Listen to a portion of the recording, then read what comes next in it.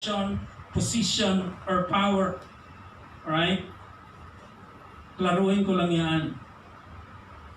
They are not wrong in themselves, lest we misunderstand what we are talking about today. The Bible does not condemn money or possessions.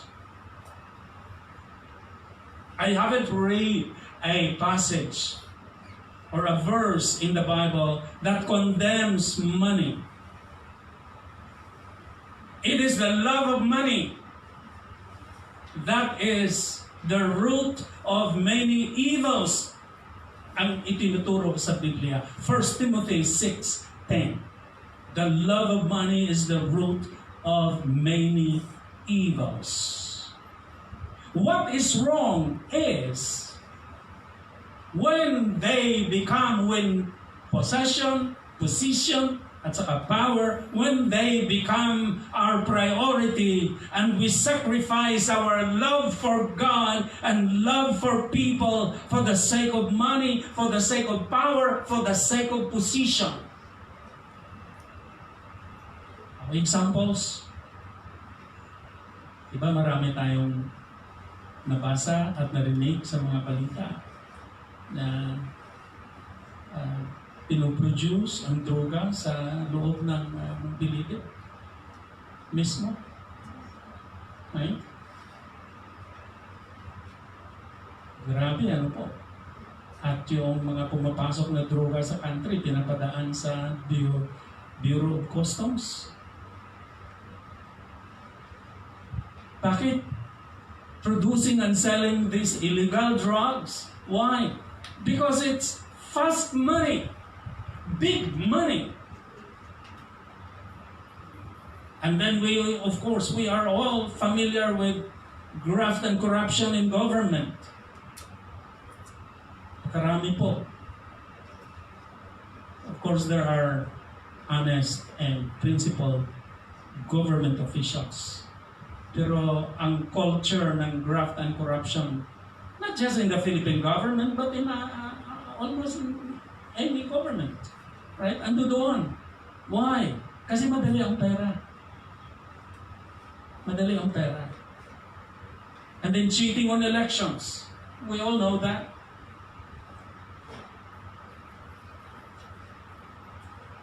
Ang daming nagbibenta ng kanilang boto. And then, ang daming gumagawa ng yung tinatawag nilang prostitution ring. Nung doon pa tayo sa Wanchay, doon pa yung office ng church natin at saka yung shelter natin dati.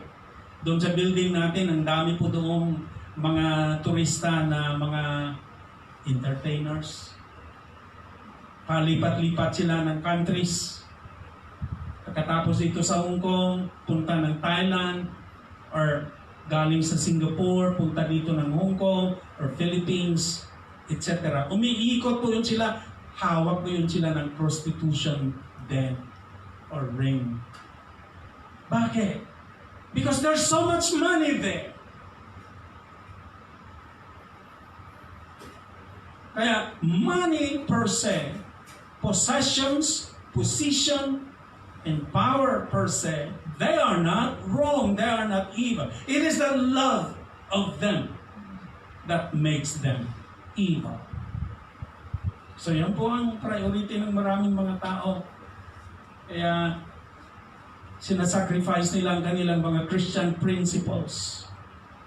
You know, pagkatapos ng election, pag nag-swear na sila sa office, ang gaganda po ng mga oath of office nila, ano po, pero pagkatapos noon, alam niyo na kung anong mga kabulastugan ang mga nangyayari. Because para sa maraming mga tao, priority ang mammon. That's why nangyayari yung mga iyon. Pangalawa,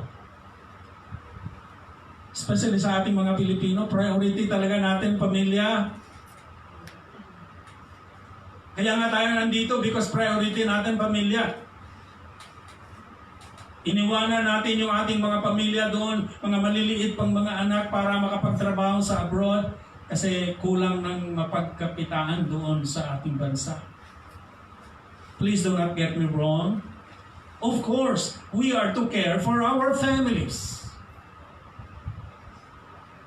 The Bible says we are worth an infidel if we do not care for our families.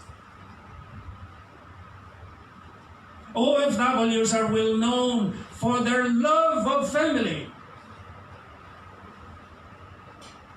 It takes a lot of love and courage and sacrifice to leave our families behind. Kung pwede pa lang, ano po? Sino bang may gusto na iwanan natin ang ating mga pamilya? Sino bang may gusto na iwanan natin ang ating mga asawa at magsumakabilang bahay? Sino bang gustong iwanan natin ang ating mga anak at mag-aalaga ng anak ng iba dito sa abroad? Right? Wala. But because of our love for family, we have decided to make such sacrifices. Caring for family is indeed very noble. It is a Christian duty to provide for our families. I want that to be very clear. But love for family becomes problematic when it takes over our love for God. When it becomes the highest priority of our life. When that happens, the family, like money, becomes an idol.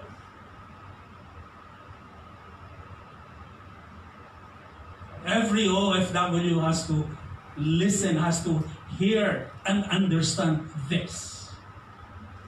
And when that happens, we fall into the pit of idolatry, which is sin.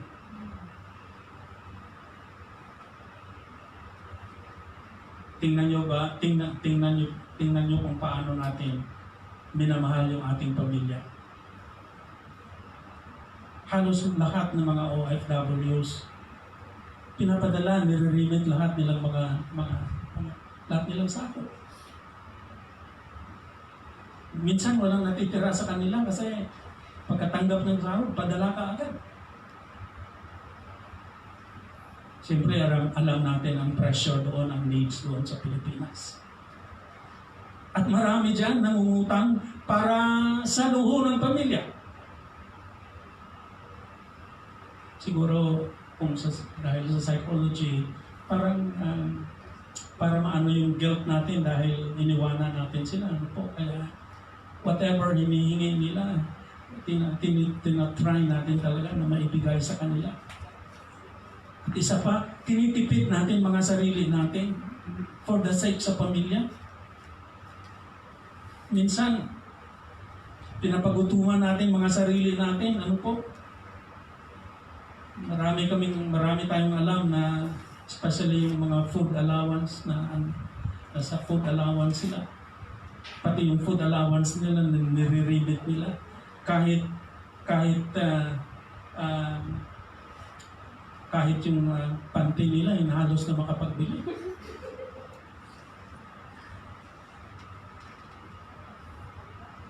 Siyempre, mahalin natin ang ating pamilya, pero to that extent, tama ba yan? At saka kung tinitipid natin sarili natin, sinasacrifice natin yung sarili natin for the love of family, paano na lang kung magkasakit tayo dito? Paano ang pamilya natin? We cannot continue working. And if we cannot continue working, we cannot earn. And if we cannot earn, wala tayong mai-remit. So hindi tama yung love for family at the expense of ourselves na tayo kumakayod dito para sa kanila. It's not the best way to love our families. First, we are making them dependent. Umaasa na lang. Maraming pamilya hindi na nagdidiskarte doon. Of course, it is being worsened by the COVID situation. At ang masahol pa is that maalaala ka lang kung sahuran tayo na. Right? Pag nakuha na yung pera sa Palawan or sa Cebuana, ni isang text, ma, salamat or nay, salamat, wala. And then maalaala ka na naman pag katapusan na naman ang buwan. Kumusta? Pamilyar. You know, dapat mahalin ang pamilya pero hindi sa ganitong pamamaraan ng pagmamahal because that's very unreasonable. At yung ganyang pagmamahal sa pamilya, we're making our family idols. Our idols. At alam natin na idolatry is sin. Right? So, yan po. Isa pang priority ng maraming mga tao, career, work. Of course, we need work. Siyempre. It is the means through which our needs and the needs of our families are provided. We understand that. We are to work kasi sabi ng Bible, yung hindi nagtatrabaho, hindi dapat kumain. Yung tamad, hindi dapat pakainin. Industry is a fruit of Christian spirituality. Laziness is not. But when career becomes primary, when career results to the neglect of family, or the sacrifice of Christian principles, it becomes our priority.